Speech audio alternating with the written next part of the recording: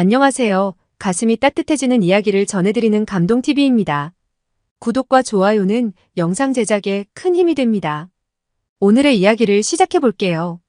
여기 아기를 데리고 한국으로 여행 온 네덜란드 부부가 있습니다.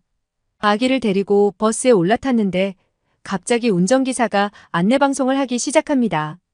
그리고 한국 사람들이 부부에게 다가오자 이들 부부는 깜짝 놀랍니다. 네덜란드 부부에게는 무슨 일이 있었던 걸까요? 이 내용은 네덜란드 여성의 사연을 재구성한 것입니다. 안녕하세요. 네덜란드에 사는 노라입니다. 남편과 저는 같은 회사의 동료였어요. 계속 같은 직장에서 보다 보니 서로에게 호감이 생겼고 그렇게 연애를 하게 되었어요. 1년의 연애 끝에 우리는 결혼 후에 바로 아이가 생겼는데 우리 사랑스러운 아들 데니입니다. 우리는 둘 다 여행을 참 좋아하는데 아기가 생겨서 몇 년 동안 여행을 할 수 없었어요.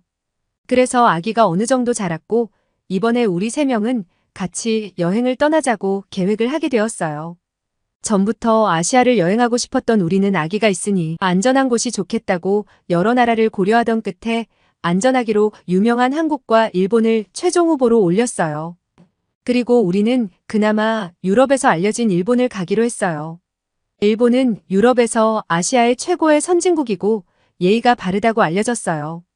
우리 아이는 아직 아기였기 때문에 단단히 마음의 준비를 하고 여행길에 올랐어요. 하지만 일본은 기대와는 달리 공항에서부터 실망스러웠어요. 사람이 이렇게 많이 오는 공항에서 입국 심사하는 곳은 너무 적었고 그나마도 일처리 속도가 느려서 아기와 함께 기다리는 게 힘들었어요.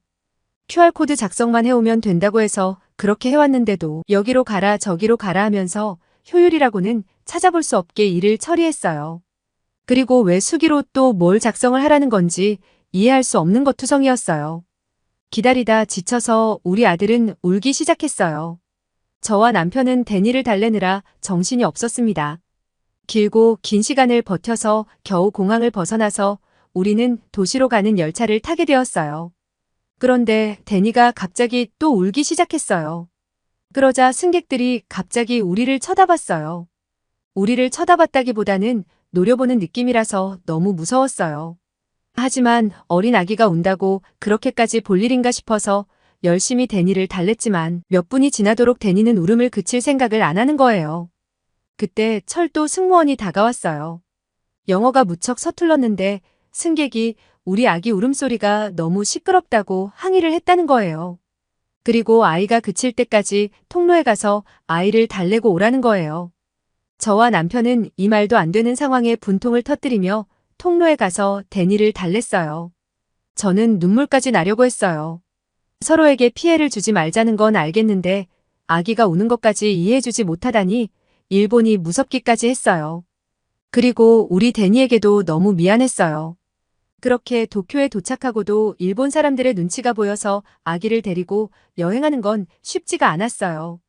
게다가 카드를 받지 않는 곳은 왜 그렇게 많은지 처음으로 식사를 위해 갔던 가게에서도 카드로 결제하려고 했더니 자신들은 카드를 받지 않는다며 현금을 달라고 했습니다. 처음 여행을 계획할 때부터 카드로 결제하려고 생각하고 많은 엔화를 바꿔오지 않은 우리는 가게를 갈 때마다 제일 먼저 카드가 되는지를 알아봐야 했어요. 일본 돈은 동전이 왜 이렇게도 다양한지 계산할 때마다 이 동전이 맞는지 확인하는 것도 힘들었고 동전을 세는 일도 힘들었어요. 무거운 동전을 짤랑거리면서 가지고 다니는 일도 불편했어요. 결국 일본에 실망한 우리는 한국으로 가기로 마음을 먹었어요.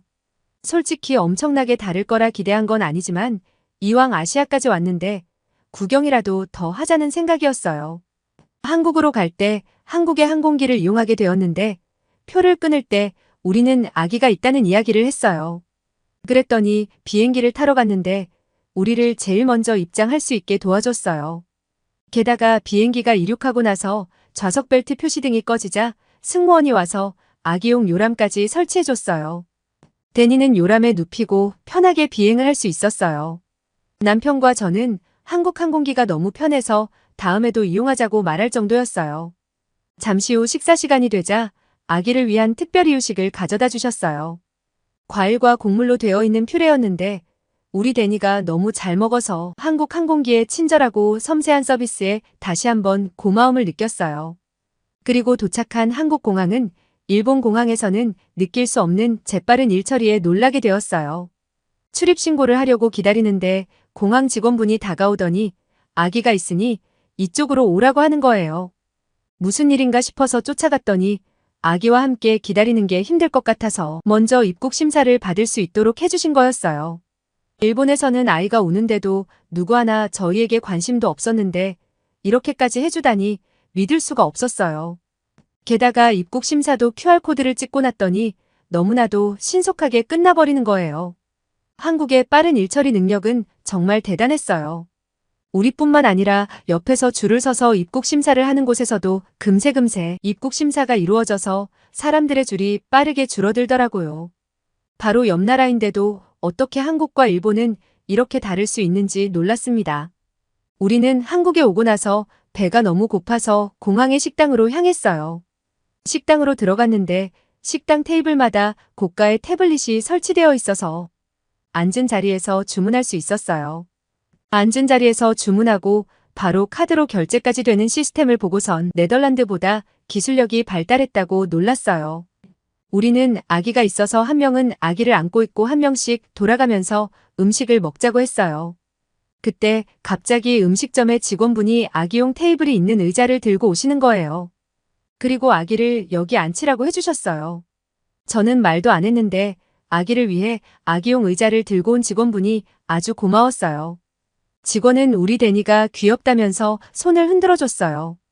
진심이 느껴지는 행동에 너무 마음이 따뜻해졌어요. 한국 식당에서 앉은 자리에서 주문부터 결제까지 다 되는 것만도 놀랐는데 잠시 후에 저희 자리로 로봇이 음식을 서빙해주는 거예요. 일본에 있다가 한국을 왔더니 갑자기 시간이 미래로 흘렀나 생각이 들 정도였어요. 게다가 저희는 주문한 음식과 함께 나온 반찬을 보고선 깜짝 놀랐어요. 일본에서는 음식을 주문하면 딱 그 음식밖에 나오지 않았거든요. 음식도 너무 작아서 먹고 나면 배가 고파서 제대로 식사를 못했다는 느낌이 강했어요. 하지만 한국은 상을 가득 채울 만큼 푸짐하게 반찬이 나오는 거예요. 우리는 혹시 잘못 나온 건가 싶어서 직원분에게 물어봤더니 주문한 음식과 같이 나오는 기본 반찬이라고 하는 거예요. 한국의 푸짐함이 마음에 무척 들어서 저는 마음껏 음식과 반찬을 먹었는데 음식 맛도 너무 좋아서 행복한 기분이 들었어요. 기분 좋게 식사 후에 데니에게 우유를 먹여야 했는데 찾아보니 인천공항에는 유아휴게실이 있는 거예요. 저는 그냥 의자나 몇 개 있겠지 하면서 그곳으로 들어갔어요. 그런데 한국의 유아휴게실의 규모에 정말 놀랐어요. 유아휴게실은 정수기는 물론이고 젖병 소독기와 세면대가 있었고 아기를 눕혀서 기저귀를 갈 수 있는 침대까지 다양한 시설이 갖춰져 있었어요. 따로 수유하고 싶으면 들어갈 수 있는 방까지 준비되어 있어서 세심하게 신경을 써준 걸 알 수 있었어요. 공간도 얼마나 넓은지 들어가자마자 마음이 편해졌어요. 저는 마음 편하게 눈치 보는 일 없이 데니에게 젖병에 따뜻한 물을 넣어서 우유를 타서 먹여줬어요. 그리고 기저귀까지 갈고 나올 수 있어 기분 좋게 나올 수 있었어요. 여기뿐만 아니라 이런 곳이 인천공항에는 몇 군데나 있어서 왜 인천공항이 세계적인 공항인지 알 수 있었어요. 시설도 최첨단이었는데 이런 세심한 서비스까지 있다니 한국이 선진국임을 알 수 있었어요. 우리는 서울로 향하기 위해서 버스를 타기로 하고 버스 정류장으로 향했어요. 아직 버스 시간이 남아서 기다려야 했는데 버스 정류장에 유리 칸막이가 된 곳이 있었어요. 날씨가 추워서 우리는 그 안에 들어갔는데 바람을 막아줘서 너무 따뜻했어요. 게다가 안에는 모니터가 있어서 버스가 오는 장면도 볼 수 있었고 어떤 버스가 몇 분 후에 오는지도 다 나왔어요. 네덜란드의 버스 정류장은 담배를 피우는 사람들이나 노숙자가 많아서 너무 불편하고 더러웠거든요. 한국의 버스 정류장은 너무 깨끗하고 부서진 곳 하나 없다는 게 충격이었어요. 게다가 의자에 앉았는데 엉덩이가 따뜻해서 한국의 기술력에 너무 놀랐어요.